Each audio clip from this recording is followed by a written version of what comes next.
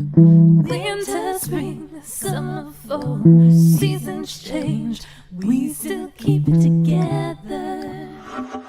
Hey Beverly Hills 90210 fans! Are you ready to dive deep, episode by episode, storyline by storyline, character by character, as we break down the making of your favorite zip code? With your hosts, Charles Rosen. Did I say that? Mary This Mullen. heinous thing about the real person, and we're going, what?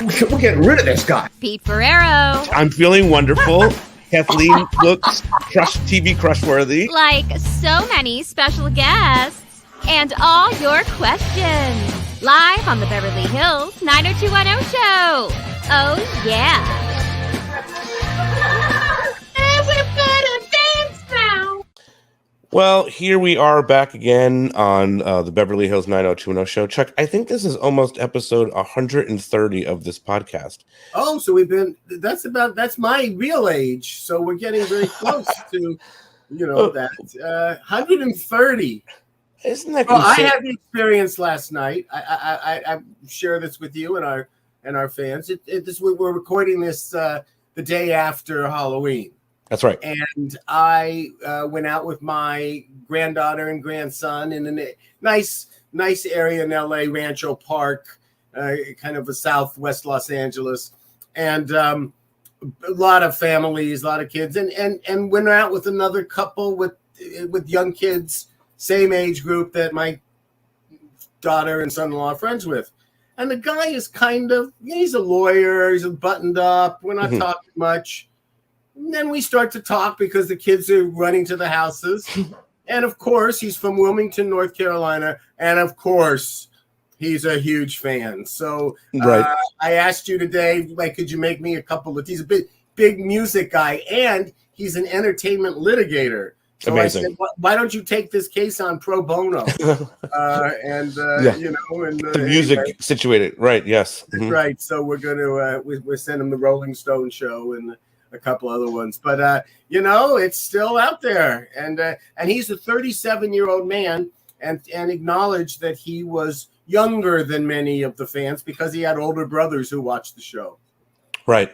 It's so interesting because this podcast, every time me and you are like, well, this was fun, something new happens, and now people are re-interested in the podcast.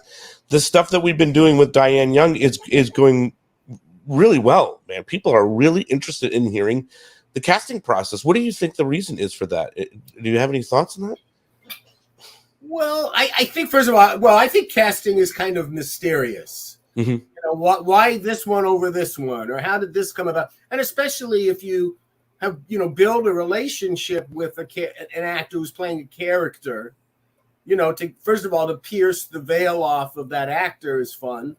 But also how it started, just how it got there, and we're nothing if we're not candid. So we open up our stories and share, and I'm really happy that we lined up with Dianne Young and that she does that. Today we're talking season 5, right, Pete? That's right, and we have a special surprise for her, Alan Toy, who of course was Professor Finley. He's going to join the podcast today. And the big topic of this was Valerie, Shannen leaving. We jumped into some of that to get Diane's perspective of all of that. From what I remember, I mean, there's a lot of newbies in season 5 too, a lot of guest stars and whatnot. So Jamie Walters, we talked a little bit about in this. It's definitely a loaded episode, lots of fun stuff. What do you think about this? Well, season 5. Another thing, yes, when I think about it, when I think season 5, this is my process is working this morning. Oh, season 5. Oh, what did the guy I was walking with last night, the defense attorney, what did he have to say about season 5? That first scene with Valerie and Dylan was steamy.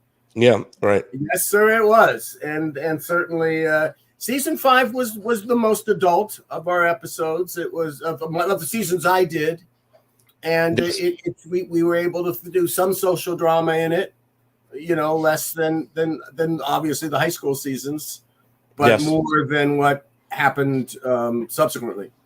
It's interesting too. Last week, for the fans that saw last week, we did season 6, and Dianne admitted that it was different after you left. That it was a different world and universe that she had to, she didn't have you to go to and whatnot. She admitted that was a transition for her. Look. The truth is, and this is no knock on anyone else, but all these shows need glue. And I cared a lot because I saw every episode as a reflection of me. Sure. Every episode, my name was there at the end of it. So I better stand by what's there. And, and I think I've said this early on relative to season 1 in our first conversations with the writing staff. I just said, here's my baseline here. Right. Please don't embarrass me. Please, let's not embarrass each other. Right, Let's exactly. do the job, because we didn't know what we would be doing. It could be, a silly spelling shows had a reputation, and we want and fortunately, Mr. Spelling knew that his future at that moment required the bar to be lifted. Sure. And and we did, and he let us and participated in major ways to make that happen. Really interesting stuff. All right, well, let's just dive right into this. Let's play this, and we still, just to let fans know, we still have season 2 to cover, we still have a season 3 to cover, and we still have season 7 to cover. So those are all coming up in the next few weeks, and we're really excited about those, especially season 3. I think it's going to be some interesting stuff there for sure. I agree. All right, we will see everybody next week, and now here is the episode. Thanks, Pete. Okay, so here we are, returning champion Dianne Young. Hey.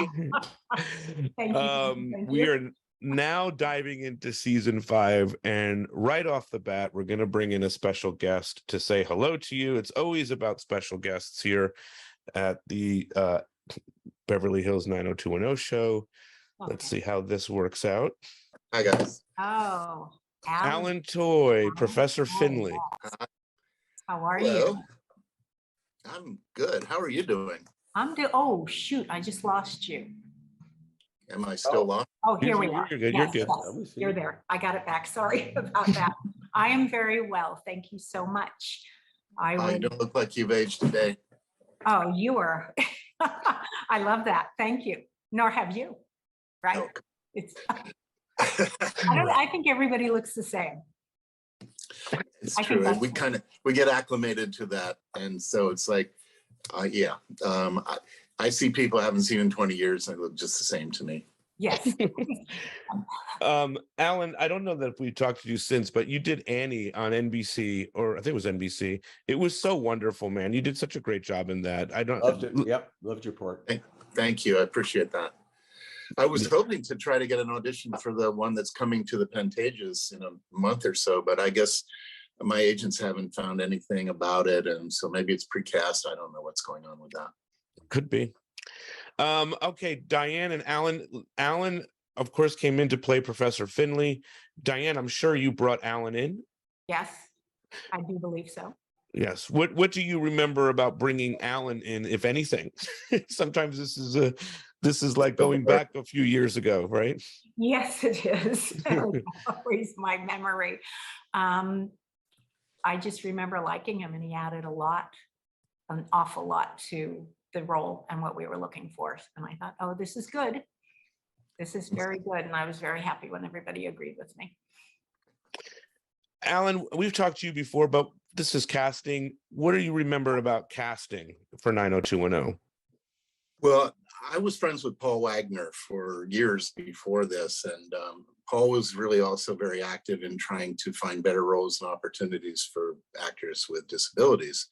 And so at the Media Access Awards, the year we made this, which was a few months before, he came to me and said, Alan, I know you've been really active in trying to find improved portrayals of people with disabilities. And we've got a part coming up that's not necessarily a very nice guy. And you've played a few really nice people, but very rarely have you because of trying to break the stereotype of the embittered cripple kind of deal. Have you ever played someone like this? And how would you feel about that if we brought you in?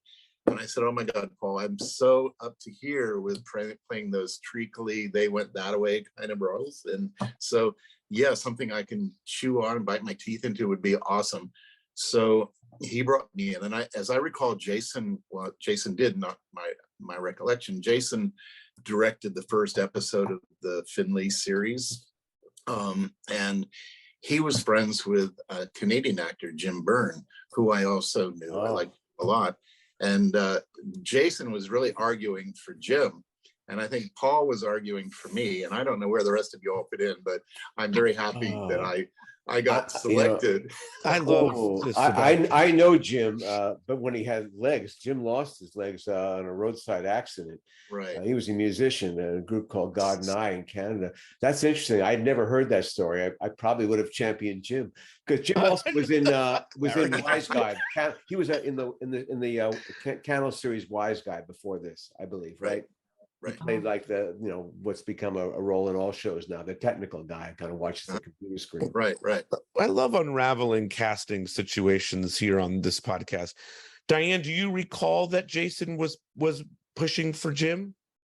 I don't at all.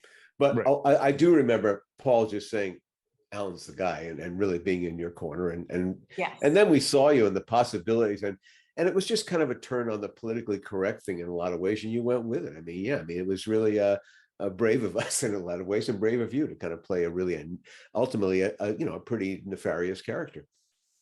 And also, we had just had a media access award rescinded from us in Chicago. I think it was media access. Maybe it was in season 4, which we've already discussed.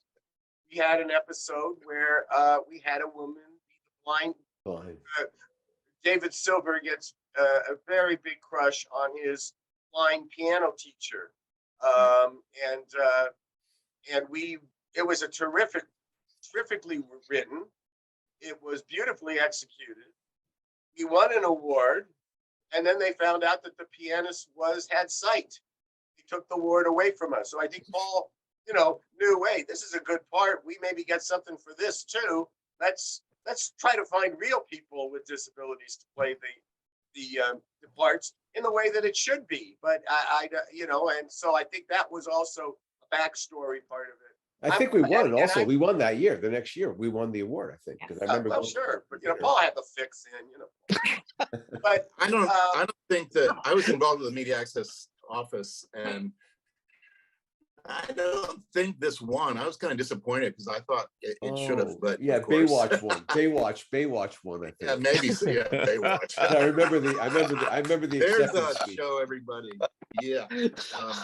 Well, in any case, I think people weren't ready at the time for a variety of portrayals. They were actually in the community, the disability community, looking for things that were more positive, because we'd had just so many years of slews of roles in which people were just nasty people, and the disability was always an attribute to that. And so anyway, but not here, Alan. Not here. We never drew attention to it. You and I and Larry and Pete have talked about how wonderfully you did actually, I think, use the your disability as a weapon, especially with the wheelchair, and how you used it for very dramatic effect, moving from one place in the sets to the other. But we never drew attention to any kind of connection between it, at least script wise. Right. No, that's actually true. And so it just happened to be. It wasn't a causality or anything like that in the plot, which was great. But people paint these things with a broad brush. So it was actually something I thoroughly enjoyed playing, because I was trying to actually a character who was the co-leader also, grind his teeth and gnash and be like a really obviously evil person. And I was just trying to be a sincerely empathic, professor who only wanted the best for my students. Of course, that evolved a bit as the plot did as well. But, when I came out of that meeting where the faculty supposedly hired me, I mean, my only inclination was, I wanted to cry, not because of me, but because of all these young people in front of me. And, all I wanted was hugs and to give hugs back. And so my motivation there was not to approach this as somebody who would ultimately be a real scumbag, but try to be as empathic as possible, up until the point where it's like, okay, obvious that he's a manipulative son of a bitch. Yeah. Chuck, do you remember the Jim and Alan, Jason wanting Jim and all that stuff? No. Okay. All right. Well, I'm trying to help. I think Paul would have choked it off. He did. In fact, he told me he did. Paul was one of my dearest, closest. I loved that man so much. So, there was a long time we'd go over to his house for parties and vice versa. And Paul was just such a great, great guy that he told me, sidebar, Jason really, really wanted Jim. I said, oh, well, that doesn't surprise me in the least. They're both Canadian and Jim's a talented actor. I actually think I wouldn't have cast Jim, frankly, myself, because I just didn't think he was the type for this. He's kind of a bear of a guy, Yeah. And so maybe physically he could have been menacing, but I thought this guy had to be mentally intimidating and menacing, and like he really had to come from here with his evilness, not necessarily be a big, guy like Jim is. And so there are many parts that I've lost to Jim over the years, even recently, and I don't blame them at all. I think they cast well, but in this case I think I was the better candidate. Definitely. Absolutely. Are you still out auditioning a lot, Alan? I don't think the word "a lot" necessarily describes my condition. I do have an active agent and they are sending me out occasionally. And I would like to be auditioning more, and surely I'd like to work. It's not something that I need to do right now. For a long period of time, when I went back to get a master's degree in urban planning, where I thought, okay, I've got a son now, I've got to have a steady income, I need to do something else. So I stepped away from it for about 20 years. But even during that period, I was occasionally auditioning, but it would always come like, okay, you have an audition at Tuesday at 4:00. And I'm going, oh, great. I have for 6 months now tried to set up a meeting with the chief of staff of the mayor over something important. And that's Tuesday at 4:00. Thank you very much. I'll have to pass. And also, even to this day, never fails. Buy a non-refundable ticket out of town, airline, whatever. You can get an audition. Yeah, sure. Alan, it's always good seeing you. We have a whole bunch of season 5 to talk about here. I hope it was nice to see Dianne and it is. Dianne, thank you. Are you still doing stuff, Dianne, or what are you up to? No, I left actually quite a while ago and went to grad school, and I'm living for you, girl. in Central Washington now. What did you study in grad school? What did you study? I studied textiles. Good for you. Totally different. But I love that. So. Yeah. No, that's super.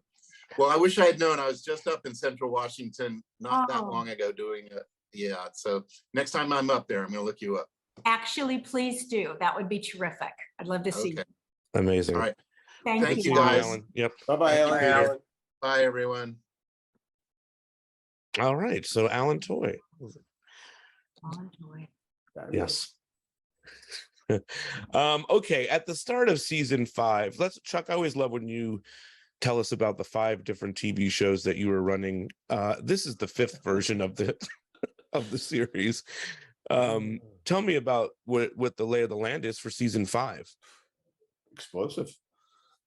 Well, we would changed it up again, and our one of the core of the 90210 was no longer there. Brenda Walsh we had She was in London. that she was in London going for the Royal Academy of Theatre, and we now had been on enough times, and we were no longer a high school show, that I was not resistant to having a quote unquote bad girl, which I had been for all the network efforts to try to get the teenage escorts and things like that, which I wasn't interested in. But at this point, I thought, yeah, the show is going to continue to get more serialized. We're really going to be focusing a lot on what's going on with Dylan McKay and the loss of his money. And we did, one of the things that was so wonderful about season 4 is we left everything, so many things up as cliffhangers and changing relationships in this, that we actually started the first script that Larry and I wrote together, which was what I did on my summer vacation, so we could bring all of those storylines and all of where they were today mostly up to speed. And in that mix also was that someone is going to be moving into Brenda's room, and that was that's the setup heading into season 5. Yeah. So Dianne, let's talk about a couple of things. Shannen Doherty leaving the show, does that affect you in any way? Yes. Okay, let's talk about how. Have someone to come in. You're going to find someone for the new character, but the Shannen herself, that doesn't. I mean, at that point, you and Shannen are not really. What would you? There would be no working relationship together other than she's already been cast, right? So exactly, yes, I would see her on the set occasionally, but really had no relationship with her at all. So were you shocked to learn that Shannen was leaving the show, or was that from your knowledge of what was going on and the gossip that might have been happening on set? Did you have an idea that was going to happen? I thought it might be a possibility, but I did not know for sure. Doesn't get much more diplomatic than that, does it, Pete? No. I would like to stay sort of diplomatic, I think. I had been asked at one point if I could think of some replacements.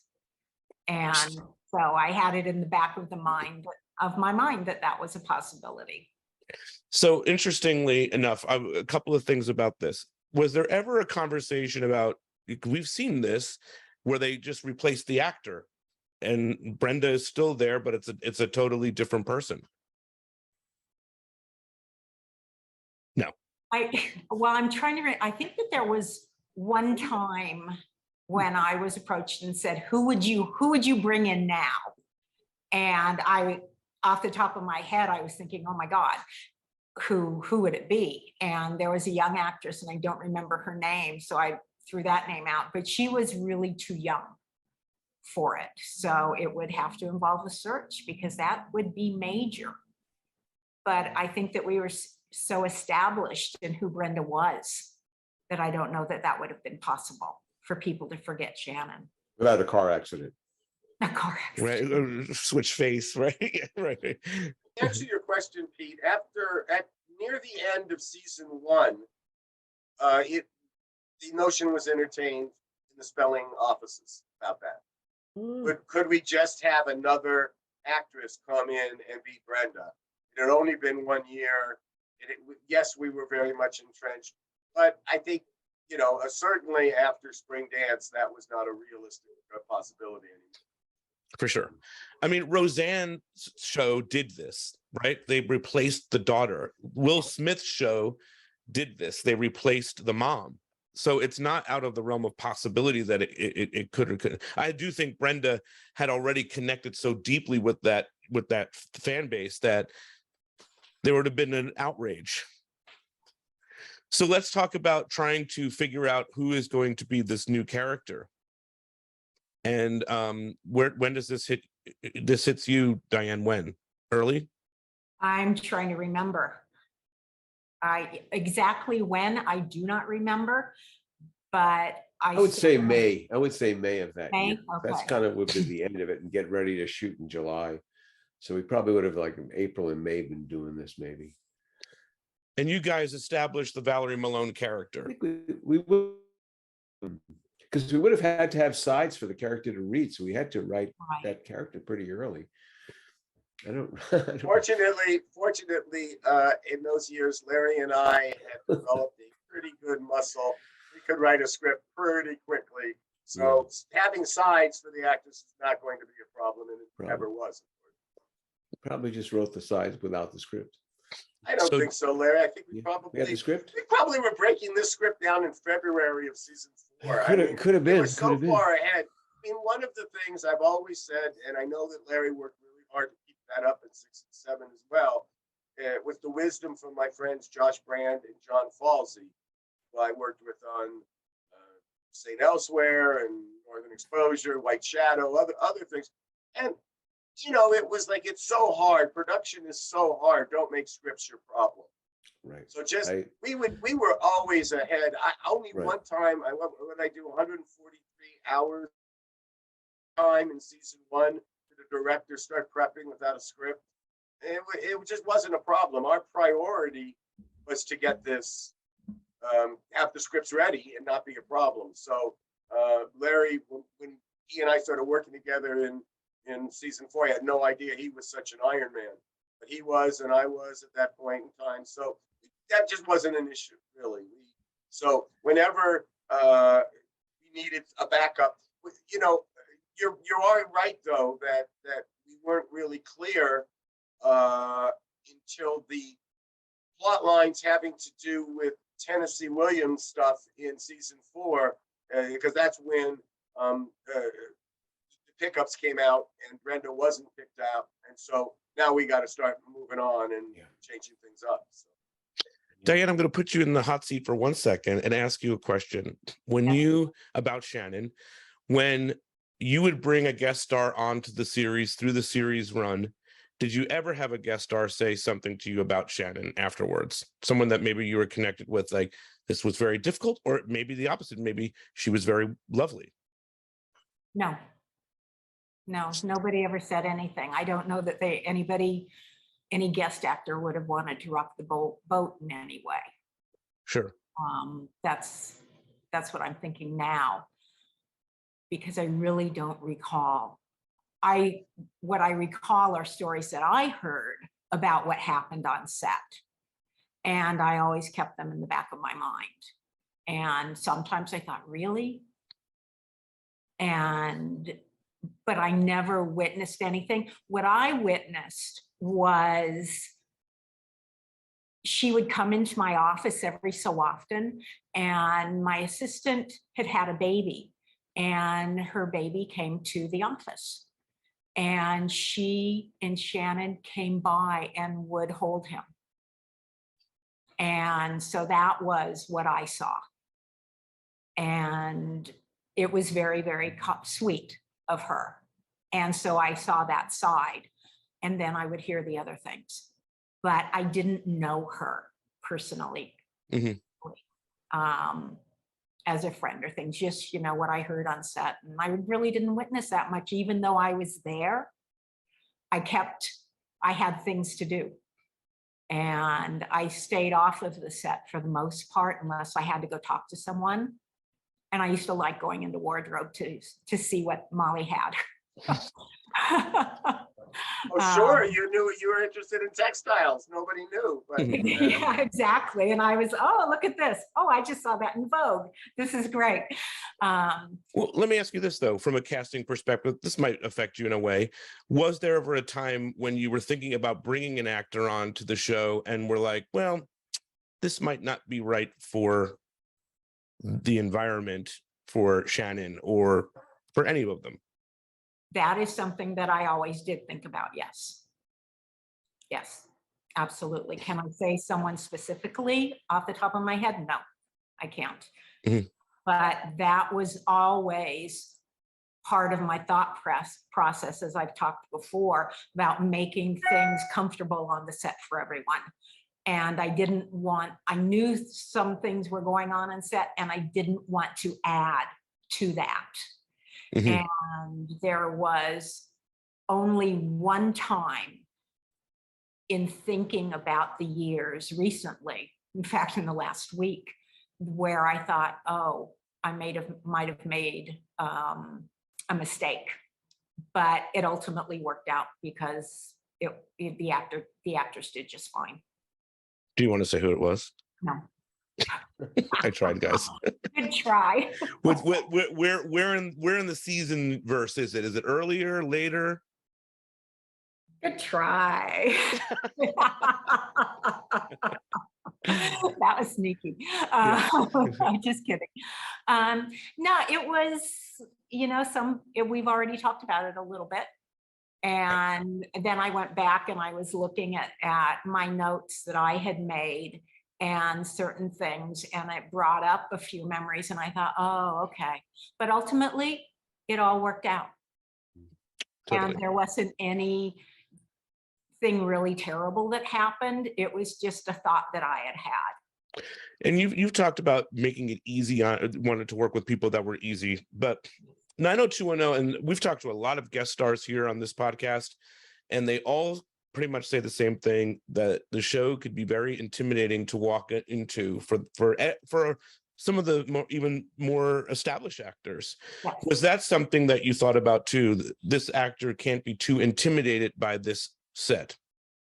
I never thought about that, because I thought that if it came up, what I like to do is when I found out that I saw on the call sheet the actor was going to be on set, or if I heard they were in wardrobe or anything, I would go and I would say, hello, welcome, we're so glad you're here.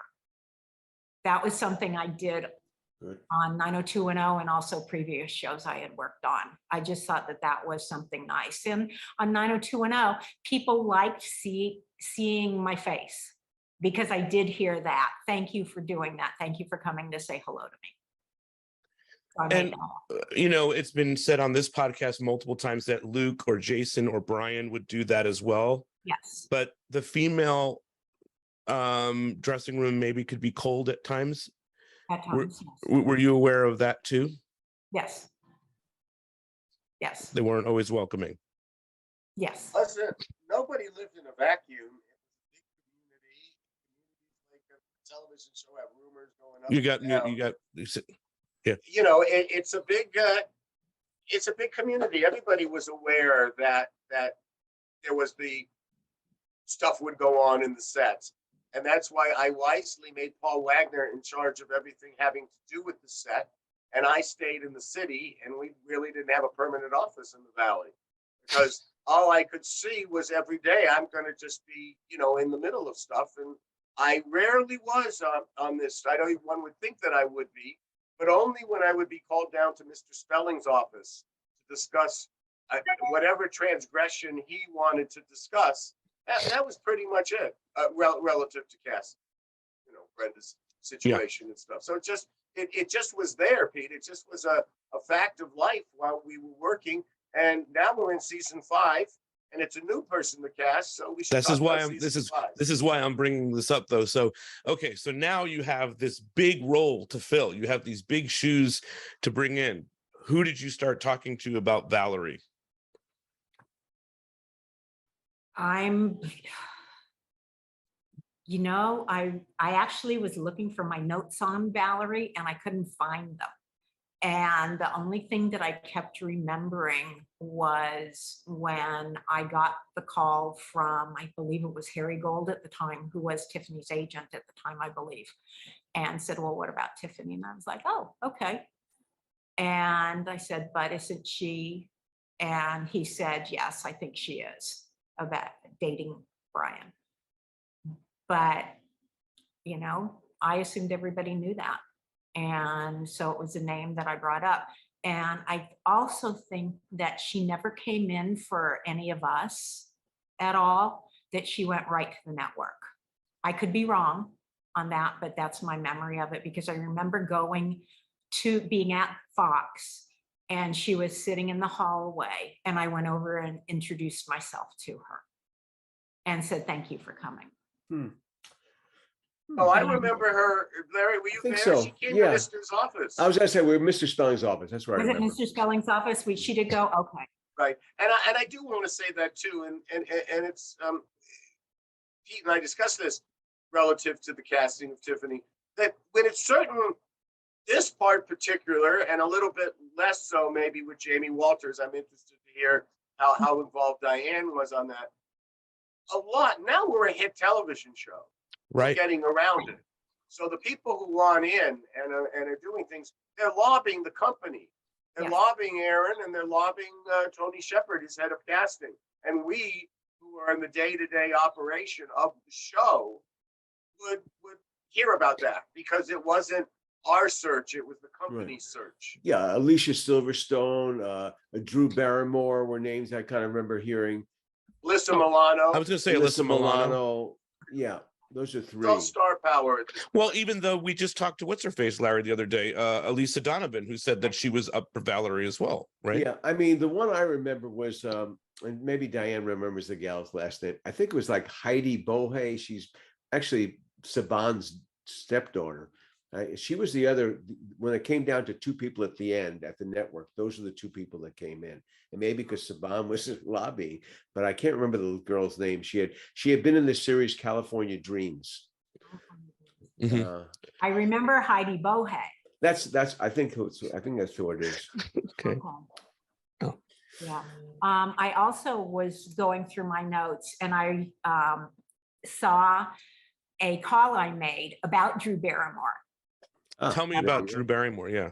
Yes. And so I made a call to her agent and said, would she possibly be interested in coming on to the show, maybe for a guest shot, for anything.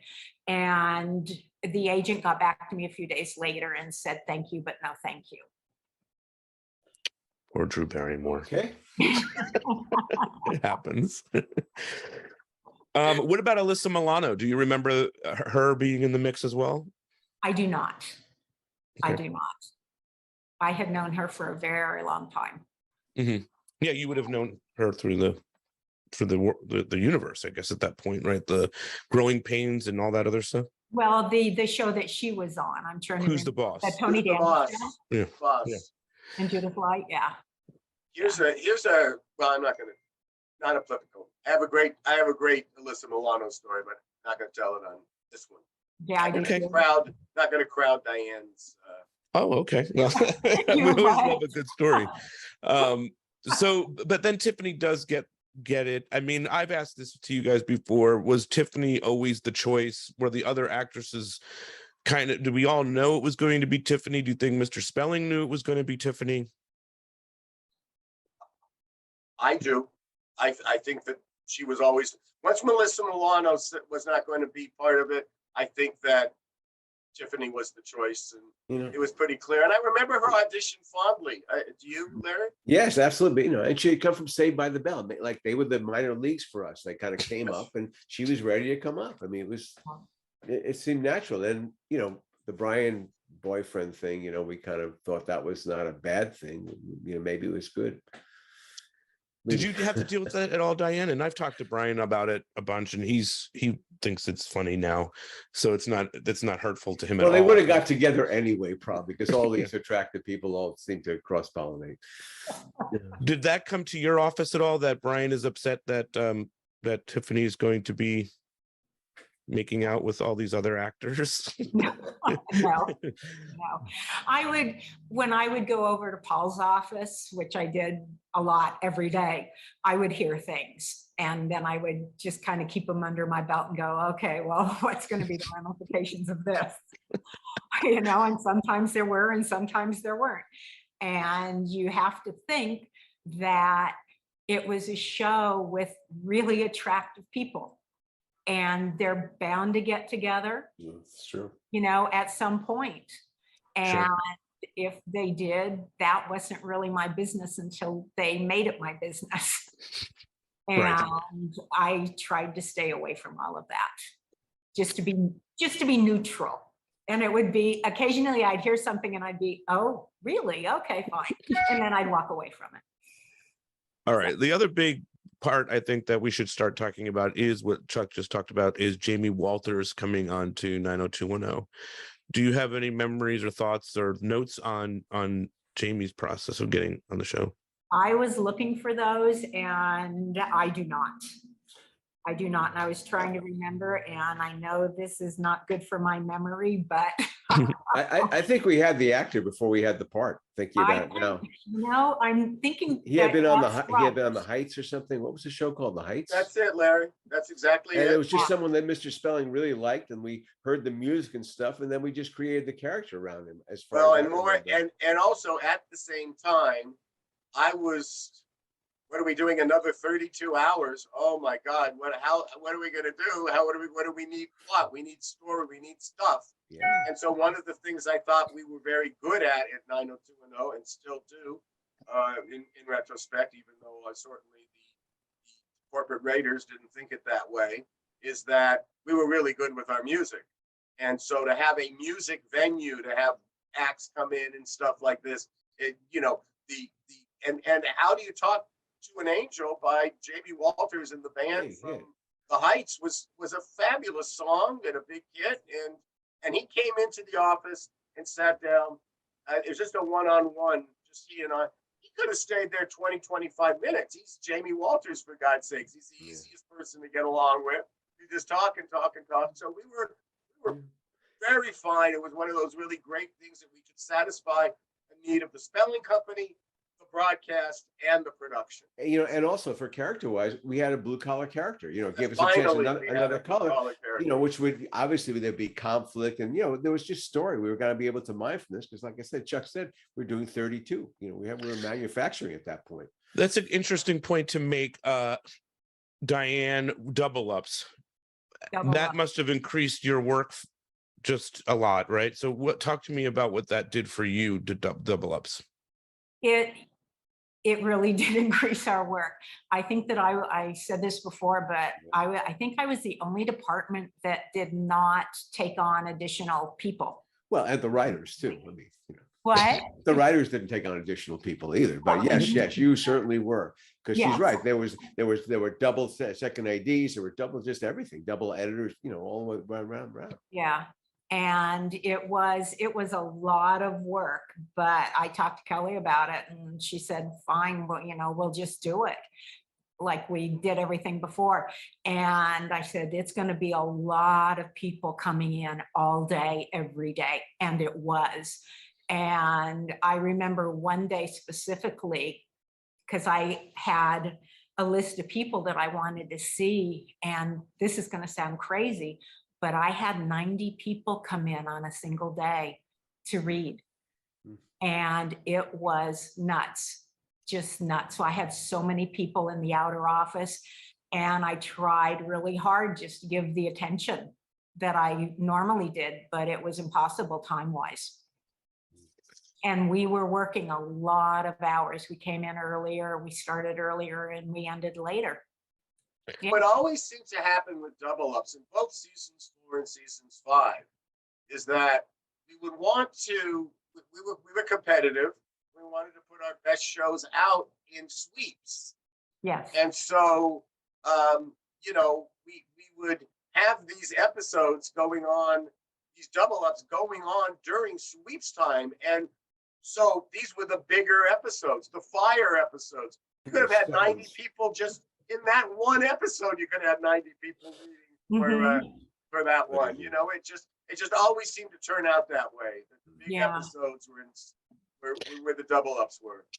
Yeah, we had to be incredibly organized, and because we would have a session with one director, and then I'd run back to the office and the people had been set up for the second director for the coming episodes, and we would just go from one to the other. But it was all about organization.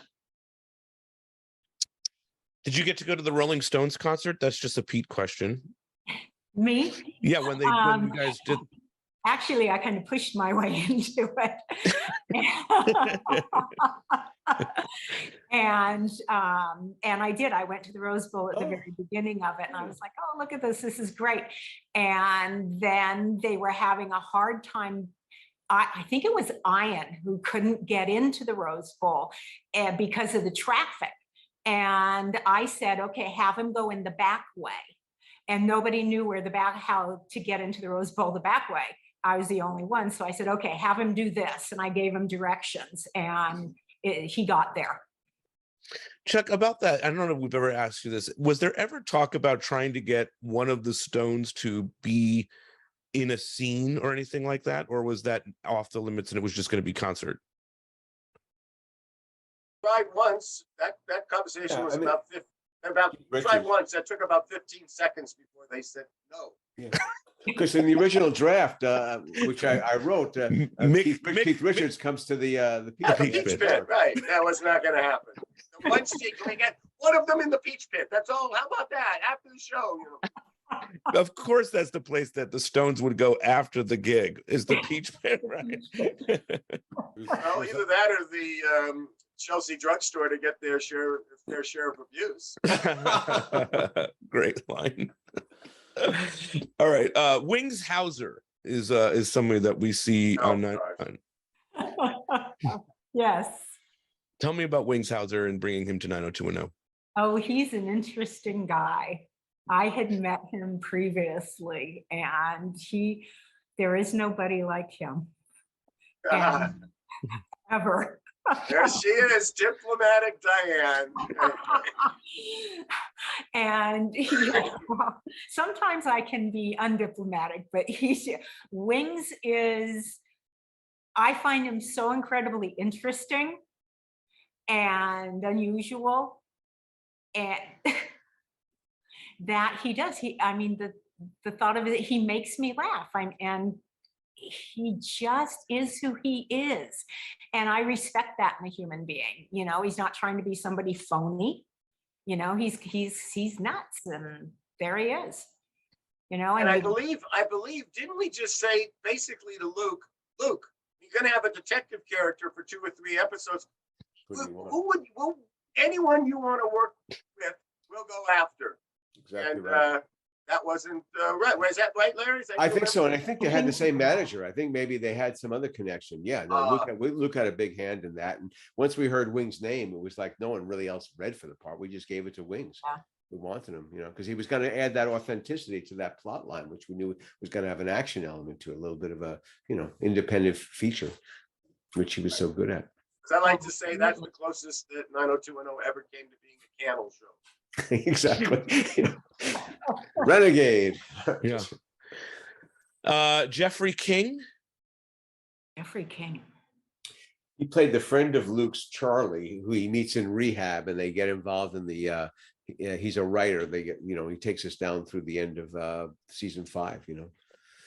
Hold on, let me see if I can. Oh, throw a picture up of there. Yeah, I will. He was unlikely because we never usually cast that age group. He was like basically, you know, maybe 10 years older than our kids, supposedly, like in their 30s. First one was the one in rehab, and they got in the fight during the Stones episode, actually. That's when he was cast. And he's terrific. He's been on the show, and really a nice guy, and really terrific for the part. Let's see here, Dianne. This is him. This is Jeffrey King. Okay, I remember his picture. Yes. Okay. Yes. So no memories of Jeffrey King. Moving on. And I'm really sorry about that. No, that's okay. No, but you brought him in. We read him, and you know, he just seemed to have the right tone for this kind of thing, you know. Also in this season, Milton Berle shows up. Yes. And that was brought to me and said he was going to do it. Was it Jessica and Steve? Yes. They met him socially. They were, Jessica and Steve, even after they split up, they were very social, and they would go out and go to kind of Hollywood events and things. And I think got friends with Milton Berle's daughter or some relative. And then and Ian had always wanted to write an episode, and he wanted to do one relative for a grandfather and Alzheimer's. I think he was experiencing that kind of thing in maybe his own family.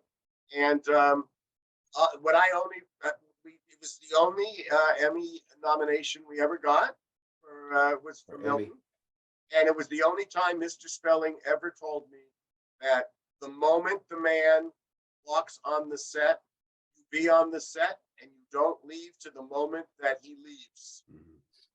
I was there for every moment that he filmed, just to make sure that that we would stay on time, that Milton's needs would be serviced, and he was actually kind of delightful. I kind of remember, and he was very happy to be there, and he loved the part.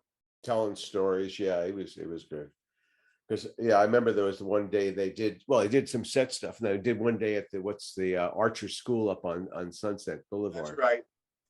Before it was the school, and he also happened to be friends and acquaintances with my father-in-law, Karen's dad, who was an old comedy variety man. So they, there was that too. I do wish that that Dianne and Jessica would have had an opportunity to reconnect and talk, and we also talked to the janitor in season 3, and he said that he used to go by Jess and Steve's house and cook up a goose or just whatever bird that they were thinking of for that. Doucette, right? His name Doucette? Jeff Doucette. Yes, I remember Jessica talking about that and saying that they were friends at the time, and it was great because when talk about if you would, Dianne, both the goose and this, but talk about Jessica's involvement with casting, because it's every year. It's what she loved more than anything. She certainly didn't love writing. She loved the casting. Jason Wiles, yeah. She was terrific. She, we talked about casting an awful lot. She would call me and we'd talk about different actors, and I'd bring them in, would you see this person? Her friends, oh gosh, one guy, I'm trying to remember. Lou, yes. Yeah. And his DiMaggio. wife. Yeah. Yes, Lou DiMaggio and his wife. And they were really great. And I met them through Jessica and Steve socially, and all of their friends from Saturday Night Live, all the comedians. And I went to their house for dinner, and Steve and Jessica several times. And we just had a lot of things to talk about as far as actors were concerned. And there was one time that I don't think I'll ever forget this, but I can't remember the actress's name. And she came in and she had a white dress on, and she was reading for the producers, for you guys. And Jessica and I were in the room. I don't remember the episode. And when she left, one of you turned and said, "How was the reading?" And she was so beautiful and looked so great in this white dress. Jessica and I just turned and looked at each other. And because you were all looking at her this actress as she was leaving. Her name is Paula Tricky. Yes. That's her name, yes. Jessica said, she turned to me and she said, "Dianne, you and I are not going to walk out of this room for the rest of this session with our backs to this room." So we backed out of the room for the rest of the casting session. And we were laughing. It was just funny. Neither one of us were insulted or anything. It was just a funny moment. And that crosses my mind every so often. Paula Tricky today. I called Karen on Paul's phone and said, "Honey, I'm going to start dating an actress now. I'm sorry." I'm sure that was a lovely conversation. Paula Tricky today is a Trump supporter, so that's what she's focused on these days. Yeah, just a side note, Chuck. Yeah, for your amusement. Carolyn Langerfeld comes in. Langerfeld, yeah. Sorry. Yes. She was. I actually was. This morning, what I did was I went through all the episodes of the 5th season. Nice. Okay. And tried to remember everybody. And when I saw her name, she's somebody I had known for a long time and and other casting people I had worked with had hired her before. And, she worked an awful lot. Nice lady.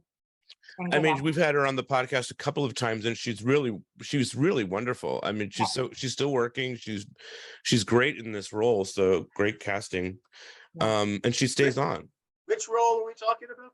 David's mother, in the, Portland, Oh, yes. Oh, yes. And then we had a whole, yes. Mental illness subplot with her. Yeah. Right. She was good in that.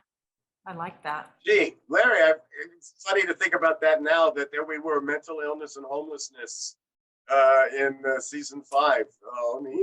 Yeah. A little ahead of our time. Nothing's changed other than it just multiplied, I have a note here. Blockbuster's wife. Oh, this is Larry? the episode Sweating It Out.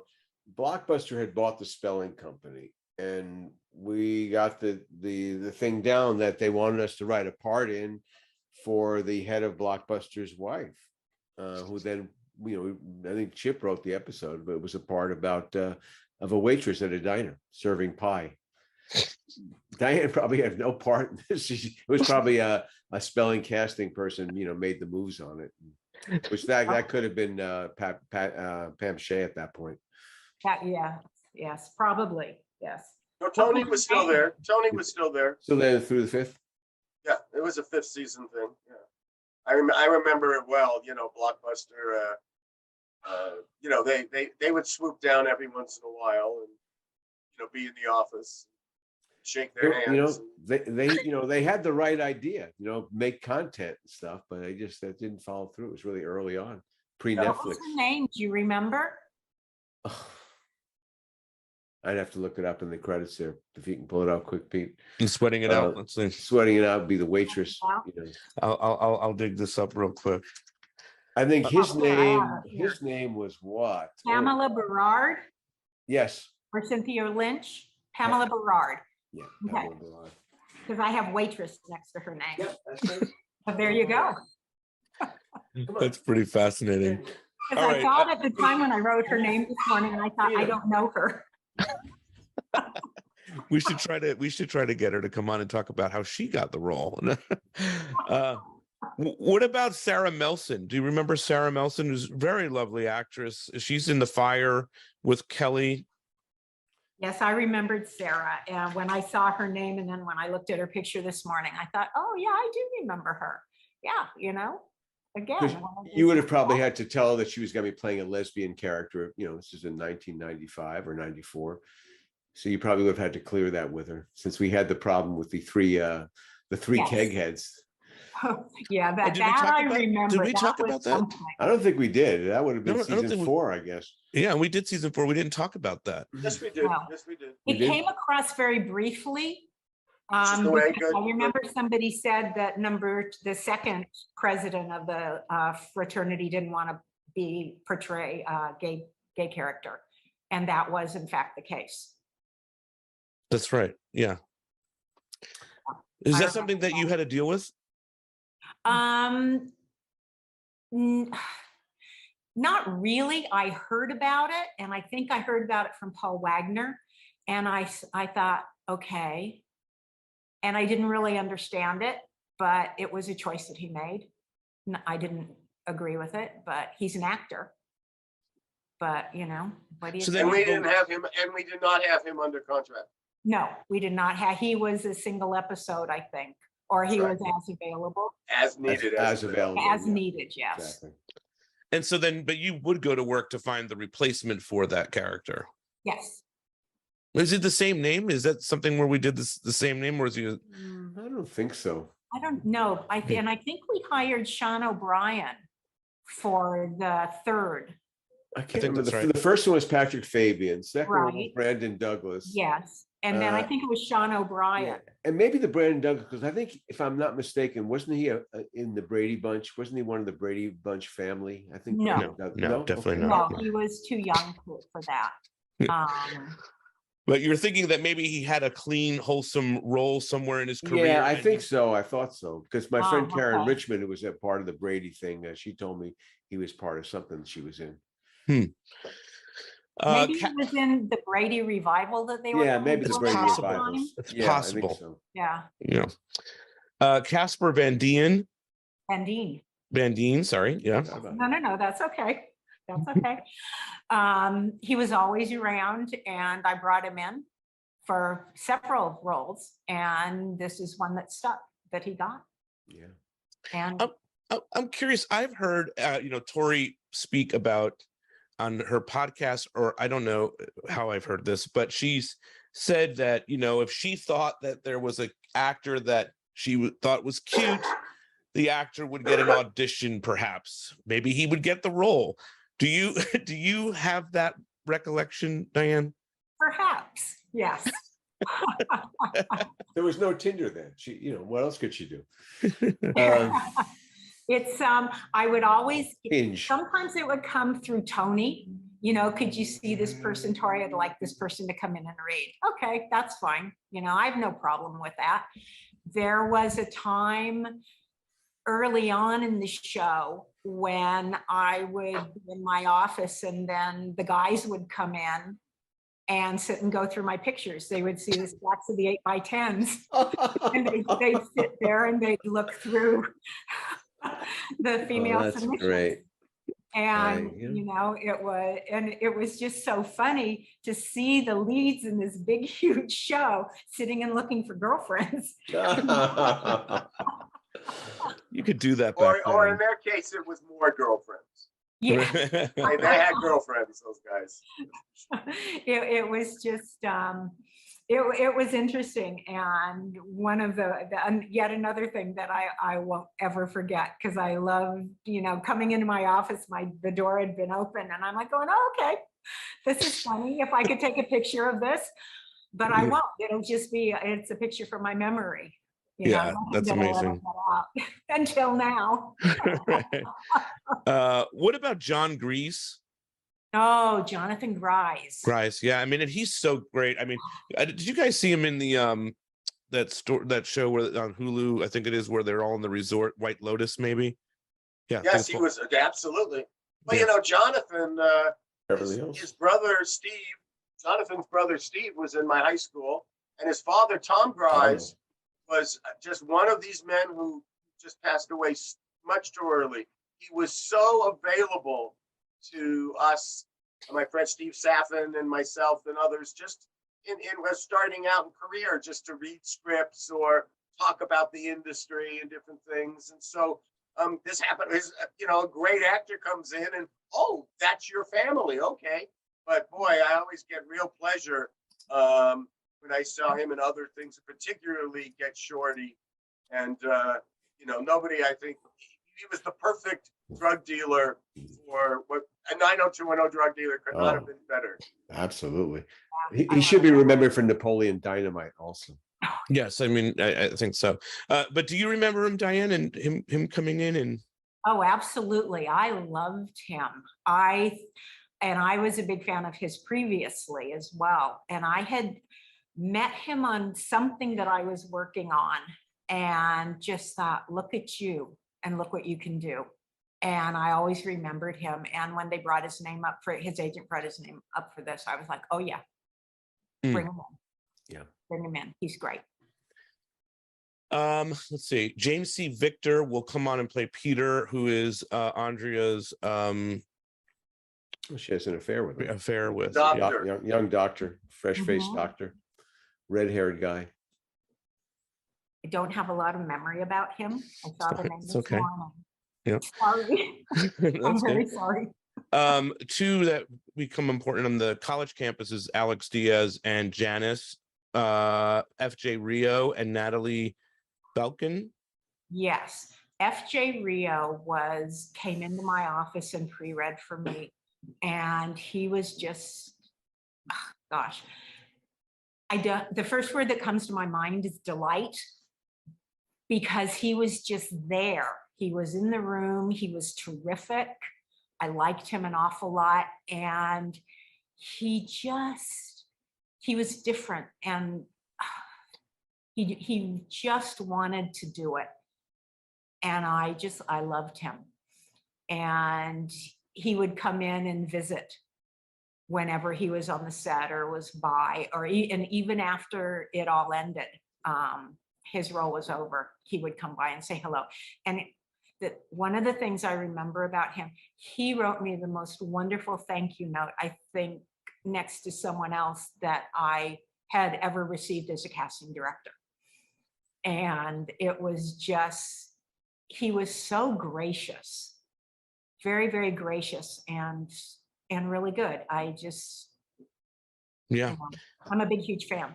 Yeah, me too. I was thinking we keep trying to get him on the Yeah. podcast. I've talked to him. He's going to come on at some point. He's lovely. Yeah. I was thinking about one thing. I'm not sure if you remember, but Monica Schneer, we had a part of a transgender character that Paul, we all believe that we wanted to protect the Steve Sanders character and the Ian's character, that he wouldn't just fall for something so obvious. And so we cast a woman playing a man in the character. And you must have had to do a sales job to Monica on that, or not really. She was pretty up for it. It was like, she seemed to be at the time. I don't remember any difficulties with it at all. No, we'd be run out of town now for it, obviously. To find most actors, Diana, if you give them like, this is the thing, they want to work. They're just like, I don't care what you, yes, I'm in, throw it at me. I'm doing it. Pretty much, yes. Yeah. Look, it's for the adventure of it. Okay, just give it to me. But she was a model, I think. Yes, exactly. Yes. And she didn't have a lot of experience, but she was game for it. Yeah, she had good presence. Yeah, she I did. remember Absolutely. we felt pretty good about that. We protect the character. Yes. FJ Rio, the actress, the other that played Janice, has been on our show. She's very sweet. I love talking to her. Natalie Belcon. I think she came from Broadway, and maybe did. I'm trying to remember. I saw her name this morning, and I just.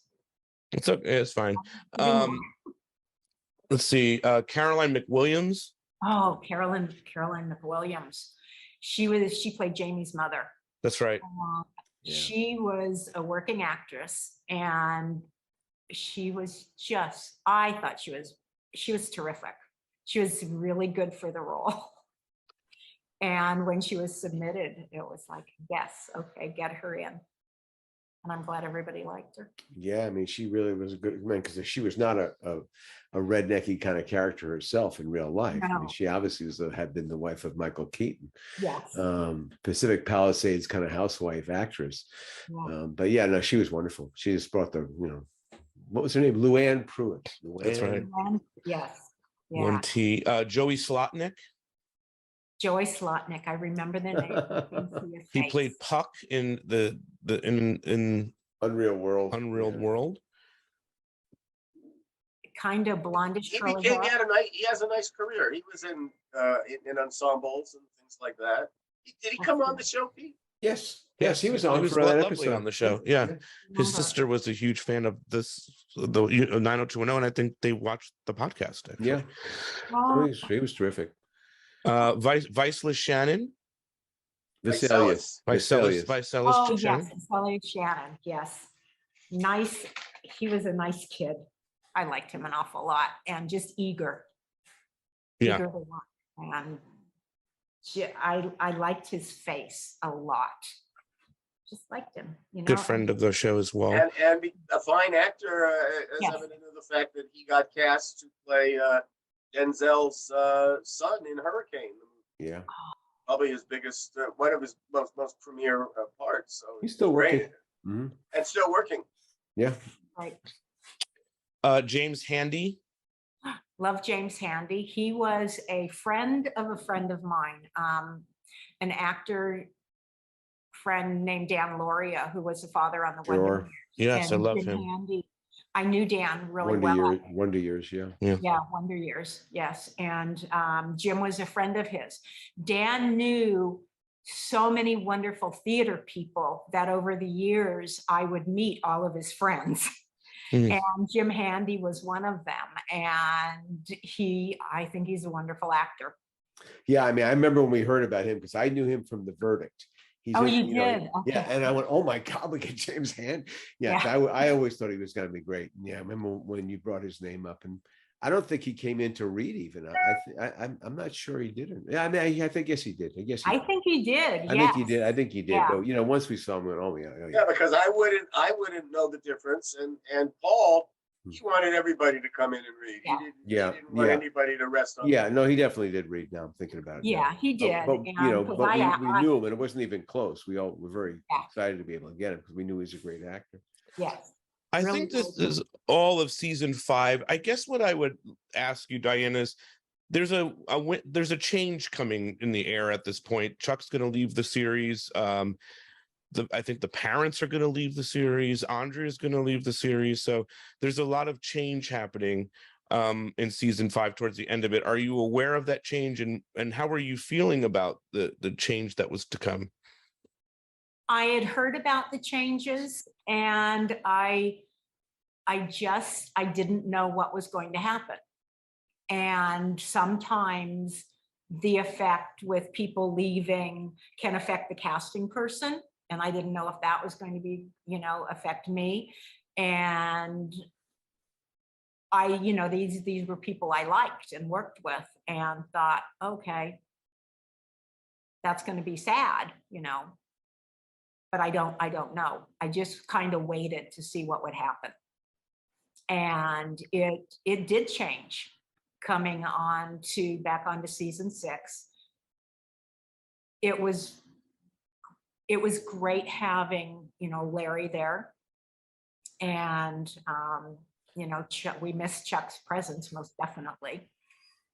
But it was different. And then even in season 7, it was a lot of new, more corporate people were coming in. And that made a big difference.